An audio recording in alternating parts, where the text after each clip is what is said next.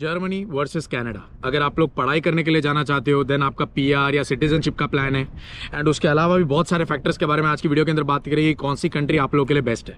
And एक और चीज़, अगर आपको ना पता हो तो मैं पहले जर्मनी जाने वाला था, मैंने सारा प्रिपरेशन किया एंड देन मैंने पूरा कैंसिल आउट किया एंड मैं कनाडा आ गया। वो क्यों हुआ वो आज की वीडियो के एंड में आप लोग को पता लगेगा। ज़्यादा टाइम पास करते वीडियो शुरू करते हैं। शुरू करने से पहले अगर आपने चैनल को सब्सक्राइब नहीं किया, लाइक नहीं करते हो, शेयर नहीं करते हो, कमेंट नहीं करते हो तो कर दिया करो। अच्छा लग रहा है, अच्छी स्पीड से ग्रो कर रहे हैं। अब ज़्यादा देर नहीं करते हैं, वीडियो शुरू करते हैं। सबसे पहले गाइज मैं एजुकेशन की क्वालिटी एंड प्राइस से शुरू करता हूं and then step by step हम लोग सिटीजनशिप तक जाएंगे। अगर मैं एजुकेशन की क्वालिटी के बारे में बात करूं तो अगर आपको ना पता हो तो Germany one of the top levels पे आता है पूरे वर्ल्ड में एजुकेशन के हिसाब से देखने जाए तो। बिकॉज जो जर्मनी का जो सबसे लो कॉलेज होगा ना, वहां पे जो प्रोफेसर पढ़ाता होगा उसके क्वालिफिकेशंस कनाडा के सबसे बेस्ट यूनिवर्सिटी के जो प्रोफेसर के क्वालिफिकेशंस होते हैं ना उसके बराबर का होता है। क्वालिटी के हिसाब से तो everyone knows Germany wins. And अगर प्राइस के बारे में बात करने जाओ तो हम सबने सुना है कि जर्मनी में एजुकेशन फ्री है, बट इसका मतलब ये नहीं है कि सब कुछ ही फ्री होता है, कोई पैसा ही नहीं आप लोग को नहीं देना है। Library charges, then transportation charges and then other miscellaneous charges भी होते हैं। तो वो अराउंड 900 यूरोज के आसपास होता है, जो इंडियन रुपीज में 90,000 रुपीज के इर्द गिर्द होता है, या मैक्सिमम 1 लाख रुपए ले लो इंडियन रुपीज के हिसाब से। बट अगर कनाडा का कोई एजुकेशन क्वालिटी के बारे में बात करने जाए तो वो जर्मनी के लेवल का नहीं है। इतना ज़्यादा आपको यहाँ पे क्वालिटी का एक्सपोजर भी नहीं मिलता है एजुकेशन का एंड इतना लेवल भी नहीं होता है। एंड अगर प्राइस के बारे में बात करने जाऊँ तो यहाँ पे आप लोग को मेजर डिफरेंस देखने मिलेगा। बिकॉज यहाँ पे अगर आप लोग एक मास्टर डिग्री करते हो तो आप लोग को 40,000 कैनेडियन डॉलर्स देने पड़ते हैं, 30 to 40,000 कैनेडियन डॉलर्स, जो इंडियन रुपीज़ में तकरीबन 20 to 25 लाख रुपीज़ के बराबर होता है। सबसे बड़ा झटका तो यहीं पे लगता है 99% स्टूडेंट्स को। ये था हमारे एजुकेशन का हिसाब से। एंड अगर आप लोग ऑटोमोटिव इंडस्ट्री के अंदर हो तो मेरे हिसाब से आप लोग को जर्मनी जाना चाहिए। बिकॉज 90% ऑटोमोबाइल जो कंपनीज होती है वो वहीं पे है। मैन्युफैक्चरिंग, फैब्रिकेशन, ये सब कुछ वहाँ का टॉप लेवल पे आता है गाइस। कनाडा उसके 1% बराबर भी नहीं आता है। अगर वीज़ा के हिसाब से बात करनी जाए कौन से कंट्री में वीज़ा इजीली मिल जाता है तो ऑब्वियसली गाइस जर्मनी जीत जाता है। उसमें तो कोई भी कंट्री आप लोग कनाडा से कंपेयर करोगे तो वो कंट्री जीत जाएगा। बिकॉज कनाडा का रिजेक्शन रेशियो वीज़ाज का सबसे मैक्सिमम रहा है पिछले कुछ सालों में। बिकॉज अप्लीकेशन भी बहुत ज़्यादा जा रहे हैं तो रिजेक्शन भी उतना ज़्यादा ही रेशियो पे चल रहा है। बट जर्मनी में इतना कुछ भी नहीं है। बिकॉज कनाडा के कंपेयर करोगे तो इतने ज़्यादा वीज़ा अप्लीकेशन जा भी नहीं रहे एंड रिजेक्शन रेशियो भी इतना ज़्यादा नहीं है। If you have good IELTS score then German language आती है, इसके बारे में बाद में बात करते हैं। एंड अगर आपको एडमिशन अच्छे कॉलेज में मिल गया है तो देन इजीली आप लोग को वीज़ा मिल जाता है। इसके बाद गाइज हम लोग करेंसी रेट्स के बारे में बात करेंगे। मतलब कौन सी कंट्री का करेंसी रेट इंडिया में थोड़ा ज़्यादा होता है। 1 यूरो जो है वो 90 रुपीज़ के बराबर होता है, 89 पॉइंट समथिंग के आसपास का है। हम लोग 90 पकड़ लेते हैं, 90 Indian rupees. And 1 Canadian dollar is equal to 61 Indian rupees. यहाँ पे मेजर लेवल का डिफरेंस देखने मिल जा रहा है आप लोगों को। अगर आप लोग यूरो में कमाते हो एंड देन इंडिया वापस पैसा भेजते हो तो वो ज़्यादा मात्रा में दिखेगा compare to that of CAD में कमा के अगर आप लोग पैसा भेजो तो। ये एक बहुत बड़ा मेजर लेवल पे डिफरेंस आ जाता है। अभी तक गाइज मैं कनाडा को इतनी ज़्यादा वैल्यू नहीं दे रहा था पॉइंट्स के हिसाब से देखने जाओ, बट अब मैं जो ये टॉपिक के बारे में बात करूंगा इसमें कनाडा 101% जीतने वाला है, जो है लैंग्वेज। आपको कौन सी लैंग्वेज आनी चाहिए अगर आप लोग जर्मनी जा रहे हो एंड कनाडा आ रहे हो तो। अगर आप लोग जर्मनी जा रहे हो तो अगर आपको ना पता होता गाइज तो मैं बता दूं, जर्मन आपको आनी चाहिए। ठीक है, जर्मन के लेवल्स होते हैं A1, A2, B1, B2। अब A1 जो है सबसे बेसिक लेवल है जर्मन का, देन A2 उससे बड़ा है, B1, B2, C1, C2। C1, C2 तो लिटरेचर लेवल पे चले गए हैं। ठीक है, तो हम उतना नहीं जाएंगे, बट अगर आपको ना पता हो तो आपको एटलीस्ट B1 तो आना ही चाहिए जब जर्मनी जाते हो। बिकॉज वहाँ पे अगर आप लोग कोई भी शॉप में कोई ग्रोसरी करने जाते हो या किसी से रोड पे बात भी करते हो या जॉब भी आप लोग को चाहिए तो विदाउट जर्मन लैंग्वेज बहुत ज़्यादा डिफिकल्ट हो जाता है वहाँ पे सर्वाइव करना या normal day to day basis के ऊपर चीज़ें करना। लैंग्वेज के हिसाब से देखने जाओ तो obviously guys Canada wins. Because Canada के अंदर आप लोग को इंग्लिश ही आनी चाहिए। नो डाउट यहाँ पे भी अगर आप लोग को फ्रेंच आती है तो आप लोग को प्रेफरेंस ज़्यादा मिलता है, बट ऐसा नहीं है कि अगर आप लोग फ्रेंच नहीं आती है तो आप लोग सर्वाइव ही नहीं कर सकते। हाँ, अगर मैं मॉन्ट्रियल क्यूबेक के बारे में बात करूँ तो वहाँ पे आप लोग को फ्रेंच का थोड़ा दर्जा ज़्यादा है compare to that of English. अगर आप लोग मॉन्ट्रियल जा रहे हो तो वहाँ पे आप लोग को फ्रेंच सीख लेना ज़्यादा अच्छा रहेगा, जॉब्स के हिसाब से, फुल टाइम पार्ट टाइम दोनों के हिसाब से एंड सर्वाइव करने के हिसाब से भी। बट अगर आप लोग ओंटारियो आ रहे हो, एल्बर्टा या फिर ये सब प्रोविंसेस में जा रहे हो तो यहाँ पे तो भाई इंग्लिश पे भी काम चल जाता है, ऐसा कुछ नहीं है। ये था हमारा लैंग्वेज का पर्सपेक्टिव। अभी गाइज मैं जॉब के बारे में बात करता हूँ। अब जॉब के अंदर हम लोग पार्ट टाइम फुल टाइम दोनों को कवर कर लेंगे, बट इसको पॉइंट मैं नहीं देने वाला, इसको पॉइंट आप लोग कमेंट सेक्शन के अंदर दोगे, बिकॉज कुछ फैक्टर्स है जो आप लोग को डिसाइड करने हैं कि आप कर पाओगे कि नहीं कर पाओगे। एंड देन मैं ये टॉपिक खत्म होने के बाद एंड में मैं अपने हिसाब से पॉइंट दे दूंगा। सो अगर आप लोग पार्ट टाइम जॉब्स या फुल टाइम जॉब्स के हिसाब से बात करने जाओ तो जर्मनी के अंदर अपॉर्चुनिटीज वे मोर ज़्यादा है compare to that of Canada. Because अगर आपको ना पता हो तो जर्मनी यूरोप के बीच में कहीं पे आता है एंड उसके आजू बाजू में बहुत ज़्यादा कंट्रीज है जिसके अंदर जॉब अपॉर्चुनिटीज ज़्यादा है। एंड जर्मनी के अंदर भी बहुत ज़्यादा जॉब अपॉर्चुनिटीज है, बट एक बहुत बड़ा फैक्टर रोल प्ले करता है यहाँ पे, जो है लैंग्वेज। अगर आपको जर्मन नहीं आती है या उसके जर्मनी के आजू बाजू में जो कंट्रीज है उनकी लैंग्वेजेस नहीं आती है, बिकॉज आजू बाजू में जो कंट्रीज है ना उसके अंदर भी अपनी अपनी भाषाएं चलती है, इंग्लिश को इतना ज़्यादा दर्जा नहीं दिया जाता वहाँ पे। सो ये भी एक बहुत बड़ा डिसएडवांटेज होता है जब स्टूडेंट्स वहाँ पे जाते हैं। अगर उनको लैंग्वेज का इतना ज़्यादा कमांड नहीं है तो वो रो देंगे वहाँ पे। जॉब्स मिलना बहुत मुश्किल हो जाता है, फुल टाइम जॉब्स मिलना मुश्किल हो जाता है, पार्ट टाइम बेसिस पे भी बहुत ज़्यादा मुश्किल हो जाता है। एंड आप लोग दोस्त बनाने में भी बहुत ज़्यादा प्रॉब्लम क्रिएट करोगे, बिकॉज वहाँ पे जो मतलब अपने इंडियन पब्लिक जो है ना वो कंपेयर टू कैनेडा इतनी ज़्यादा नहीं है वहाँ पे भी लोग हैं, बट कैनेडा से कंपेयर करोगे तो कम है। सो ये फैक्टर अगर कंसिडरेशन में लेने जाओ तो आप लोग इसको पॉइंट दे देना, मैं पॉइंट नहीं देने वाला हूँ। बट अगर आप लोग मुझसे पूछते हो किसको पॉइंट देना है तो मैं ऑब्वियसली कैनेडा को दूंगा, बिकॉज कैनेडा के अंदर गाइज इंग्लिश सबसे मेन लैंग्वेज आती है कंपेयर देखने जाओ तो।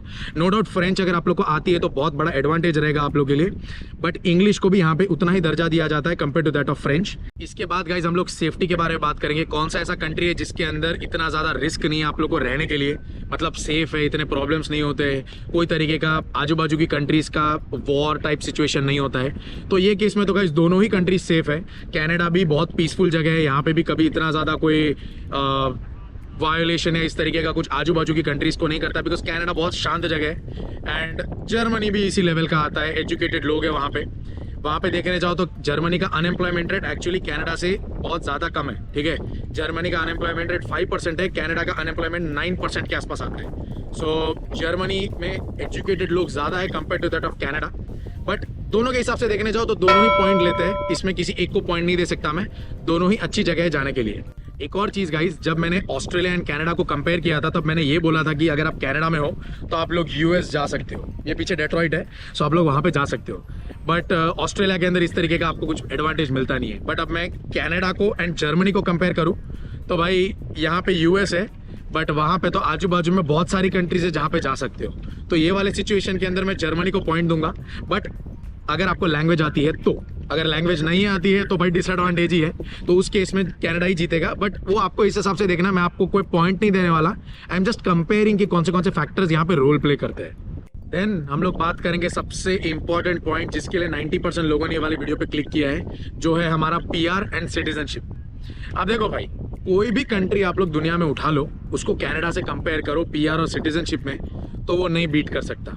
ठीक है, भले ही वो जर्मनी ही क्यों ना हो। तो इस केस में भी कनाडा जीतता है, बिकॉज अगर जल्दी पीआर और सिटीजनशिप के हिसाब से देखने जाओ तो कनाडा विंस। कनाडा में अगर आप लोग 1.5 साल की पढ़ाई करते हो एंड देन 2 साल यहाँ पे रहते हो, मतलब अराउंड 3-3.5 साल के अंदर आप लोग पीआर हो जाओगे, एंड उसके बाद अगर 2 साल और रहते हो तो आप लोग सिटीजन हो जाते हो यहाँ पे। बट अगर जर्मनी जाते हो तो जर्मनी में आप लोग को 2 साल पढ़ाई करनी है, देन 2.5-3 ईयर्स आप लोग को जॉब करनी है, तो 5.5 साल के हिसाब से आप जब रहोगे वहाँ पे, देन आप लोग पीआर होते हो, एंड देन उसके 2-3 साल बाद आप लोग सिटीजन होते हो। सो तकरीबन 7-8 ईयर्स हो जाते हैं जर्मनी में सिटीजनशिप तक पहुँचने में।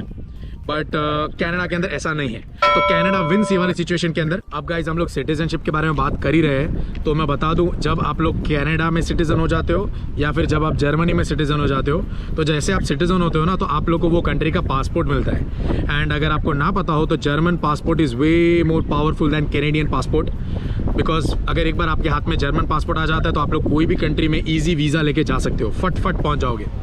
कैनेडियन पासपोर्ट भी पावरफुल है, इंडिया से कंपेयर करने जाओ तो दोनों ही पासपोर्ट्स वे मोर पावरफुल है, बिकॉज इंडिया तो कहीं पे 68th पोजीशन पे आता है and Canada comes at around 16th या 17th, तो जर्मनी तो बहुत आगे आता है, 5-6 लेवल पे पासपोर्ट्स पे उनका पावर आता है। सो इस तरीके का सिचुएशन है। सो ये सब तो बात की बात है, बट मैं कंपेयर कर रहा था तो सोचा ये भी आप लोग को बता देता हूँ। अब गाइस जो भी स्टूडेंट्स मेरी वीडियो देख रहे हैं वो या तो 99% इंडिया के होंगे, या तो नेपाल के होंगे, या तो पाकिस्तान के होंगे, या तो बांग्लादेश के होंगे। ठीक है, इसके इर्द गिर्द के ही मेरे बच्चे मेरी वीडियोस देखते हैं। सो जब भी हम लोग ये कंट्रीज से आते हैं गाइस, तो हम लोग को डिस्टेंस भी मैटर करता है कि हम लोग जर्मनी जाए तो कितना डिस्टेंस होता है, एंड अगर हम लोग इंडिया से कनाडा है तो कितना डिस्टेंस होता है, टाइम जोन का कितना फर्क पड़ता है। तो ये आपको बता दूं, इस केस के अंदर जर्मनी जीत जाता है गाइस, बिकॉज अगर हम लोग इंडिया से जर्मनी का डिस्टेंस देखें तो 8 से 9 घंटे लगता है फ्लाइट के अंदर। डायरेक्ट फ्लाइट की बात करूँ तो दोनों में डायरेक्ट फ्लाइट के बारे में बात करूंगा। एंड अगर इंडिया से कनाडा का डिस्टेंस देखते हैं तो 17-18 घंटे लगते हैं यहाँ पे लैंड होने में, ठीक है। तो इस हिसाब का है। एंड टाइम जोन का देखने जाओ तो ऑब्वियसली गाइस, अगर मैं कनाडा में बात करूँ तो मैं अभी सुबह है तो इंडिया में रात होगी। सो जर्मनी में इतना ज़्यादा फर्क नहीं पड़ता है टाइम जोन का। आई डोंट नो ये सब चीज़ें कितना मैटर करती है आप लोगों के लिए, बट अभी कंपेयर कर ही रहे हैं तो आपके दिमाग को मैं हर एक पर्सपेक्टिव का दिखाई देता हूँ किस तरीके का सीन होता है। नेक्स्ट वाले टॉपिक के बारे में बात करूंगा गाइस, वो है हमारा क्लाइमेट। सो क्लाइमेट में तो कोई भी कंट्री को आप लोग कनाडा से कंपेयर करोगे तो कंट्री जीत जाएगा। सो इस केस में जर्मनी विंस। मैं ये नहीं कहता हूँ कि जर्मनी के अंदर ठंडी नहीं होती है या फिर क्लाइमेट फ्लक्चुएट नहीं करता है, वहाँ पे भी गाइस क्लाइमेट का कोई भरोसा नहीं है। धूप कब होती है, बारिश कब गिरती है, ठंडी कब हो जाती है, कोई भरोसा नहीं होता है सब चीज़ों का। बट कनाडा के हिसाब से हार्श देखने जाओ ना तो इतना ज़्यादा हार्श नहीं होता है। यहाँ पे तो धूप भी इतनी ज़्यादा भयानक होती है एंड ठंडी भी इतनी ज़्यादा भयानक ही होती है। विंटर के अंदर इतनी ज़्यादा नहीं होती है, बट अगर आप लोग नॉर्दर्न पार्ट्स में जाते हो जैसे मैनिटोबा, अल्बर्टा, सस्कैचुआन, ये सब जगहों पे, तो यहाँ पे तो भाई बहुत ज़्यादा बुरा हाल है, ठीक है, ठंडी का एंड गर्मी का एंड सब चीज़ों का। सो क्लाइमेट के हिसाब से भी मैंने कभी पॉइंट नहीं दिया इस केस में। मैंने जब ऑस्ट्रेलिया एंड कनाडा का कंपैरिजन किया था तभी भी कोई पॉइंट नहीं दिया था, एंड आज भी मैं ये वाली वीडियो के अंदर भी कभी कोई पॉइंट नहीं दूंगा, because it depends on person to person, ठीक है। आपकी बॉडी कैसी कहाँ क्लाइमेट में रह सकती है, क्या है, वो आपको देखना है, वो मैं नहीं डिसाइड कर सकता। नेक्स्ट वाला गाइस जो हमारा टॉपिक होता है वो होता है वर्क लाइफ बैलेंस। इस केस में जर्मनी जीत जाता है, बिकॉज जर्मनी में ओवर टाइम का कल्चर नहीं होता है। अब ओवर टाइम होता क्या है ये आप लोगों को पहले बता देता हूँ। जो भी लोग फुल टाइम में काम करते हैं ना तो 40 आवर्स कनाडा के अंदर वीक में आप लोग को काम करना होता है, एंड जब 40 आवर्स के ऊपर जाता है ना तो उसको ओवर टाइम माना जाता है। सो कनाडा के अंदर ओवर टाइम नॉर्मल है गाइस, सारे बंदे यहाँ पे ओवर टाइम काम करते हैं, 50 घंटे 60 घंटे वीक में काम करते हैं, बहुत सारे ऐसे लोग हैं यहाँ पे। बट जर्मनी के अंदर इस चीज़ को अप्रिशिएट नहीं किया जाता है, ना ही कोई कंपनी आप लोग को वहाँ पे ओवर टाइम काम करने के लिए मोटिवेट करेगी। सो इस तरीके का कल्चर जर्मनी में नहीं है। एंड एक और चीज़ गाइस कि जर्मनी में संडेज को बहुत ज़्यादा इंपॉर्टेंट माना जाता है। सो उस दिन कोई बंदा काम भी नहीं करता मतलब घर में भी काम नहीं करता। एंड एक जर्मन ब्लॉगर का वीडियो देख रहा था मैं, तो उसमें वो बोल रहा था कि जर्मनी में अगर आप संडे में घर में भी हल्ला करते हो ना तो अगर नेबर को इरिटेट हो रहा है तो वो पुलिस कंप्लेन कर सकता है कि ये बंदा मुझे शांति से जीने नहीं दे रहा है संडे को। सो इस तरीके का जर्मनी में कामकाज है। बट कनाडा के अंदर इतना ज़्यादा सीरियस नहीं है, यहाँ पे संडेज भी लाइक चीज़ें ओपन रहती है। सो ऐसा मामला है जर्मनी एंड कनाडा का, लाइक वीकेंड्स के ऊपर। एंड जर्मनी के अंदर 5 वीक्स ऑफ पेड लीव मिलता है आप लोग को 1 ईयर के अंदर। कनाडा के अंदर 2 वीक्स ऑफ पेड लीव मिलता है आप लोग को 1 ईयर के अंदर। सो ये फर्क आ जाता है वर्क एंड लाइफ को बैलेंस करने जब जाओ तो, which is good I think according to me. Germany को मैं भी पॉइंट दूंगा ये केस के अंदर compare to that of Canada. Last वाला गाइस जो हमारा पॉइंट होगा वो होगा लिविंग एक्सपेंसेस। लिविंग एक्सपेंसेस के हिसाब से देखने जाओ तो जर्मनी विंस, बिकॉज यहाँ पे कनाडा में इन्फ्लेशन बहुत ज़्यादा ड्रास्टिक लेवल पे जा रहा है। जर्मनी में भी इन्फ्लेशन इंक्रीज हो रहा है, ऐसा नहीं है नहीं हो रहा है, बट वहाँ पे जो बंदे कमाते हैं और जो उनके खर्चे हैं वो ग्राफ काफ़ी फ़र्क पड़ जाता है जब हम लोग कनाडा के कमाई और खर्चे को कंपेयर करते हैं। बिकॉज यहाँ पे खर्चे बहुत ज़्यादा है, कमाई है अच्छी खासी, बट जर्मनी में कमाई बहुत ज़्यादा है और खर्चे थोड़े से कम है। तो ये डिफरेंस देखने जाओगे तो Germany is better compare to that of Canada. अभी गाइज मैं आप लोग को बताता हूँ कि मैं जर्मनी क्यों नहीं गया एंड कनाडा क्यों आया। बिकॉज मैं जब SRM में पढ़ता था, मतलब चेन्नई में जब मैं बीटेक कर रहा था ना अपना, तो वहाँ पे मेरा एक प्रोफेसर था जो 82 ईयर्स जर्मनी में रह के चेन्नई वापस आया था, ठीक है। एंड वो सर के पास मैं जर्मन लैंग्वेज सीखने जाता था, मतलब A1 जो बेसिक लेवल होता है ना लैंग्वेज का जर्मन का, वो सीखने जा रहा था मैं उनके पास। एंड वो सीखने में मेरे आँख में पानी आ गया था, मैं बिल्कुल समझ ही नहीं आ रहा था मुझे कि लैंग्वेज कहना क्या चाह रही है। सो मैंने काफ़ी टाइम 2-3 महीने तक मैं वो लैंग्वेज सीखा एंड मेरे को कुछ ज़्यादा समझ आया नहीं तो मैंने ड्रॉप कर दिया। फिर मैंने बाद में सोचा कि मैं जर्मनी जाके लैंग्वेज सीखता हूँ, बट मेरा एक फ्रेंड है जर्मनी के अंदर, तो उसने मुझे बोला कि भाई यहाँ पे आके लैंग्वेज सीखना बहुत मुश्किल हो जाएगा, सो तू इंडिया में ही सीख क्या। एंड देन फिर मैंने डिसाइड किया कि नहीं यार, बिकॉज अगर लैंग्वेज ही मेरे से नहीं हो पा रही है एंड वहाँ पे ही हर चीज़ में लैंग्वेज का दर्जा इतना ज़्यादा है, सो आई डोंट थिंक मैं वहाँ पे अच्छे से रह पाऊँगा। सो दैट इज़ वाई मैंने वो प्लान कैंसिल आउट किया एंड मैं कनाडा आ गया। बिकॉज मैं तो पहले मेंटली पूरी तरीके से जर्मनी जाने की प्लानिंग में था, बट एंड में I changed it to Canada एंड मैं यहाँ पे मूव हो गया। सो ये था गाइस जो वीडियो के अंदर मुझे बताना था आप लोगों को कि आप लोग को जर्मनी जाना चाहिए कि कनाडा जाना चाहिए, मेक श्योर गाइस वीडियो को आप लोग शेयर कर देते हो 12th में बीटेक के स्टूडेंट्स को। It will be really helpful. आपको एक बहुत अच्छा क्लियर कट आइडिया मिलेगा कि जर्मनी जाना है या कनाडा जाना है, अलग अलग पॉइंट्स के हिसाब से। एंड देन आप लोग डिसाइड कर सकते हो आपके हिसाब से आपको कहाँ पे ठीक लगता है क्या नहीं। सो ये था गाइस, हम लोग फिर मिलते हैं अगली वीडियो में, तब तक के लिए बाय बाय।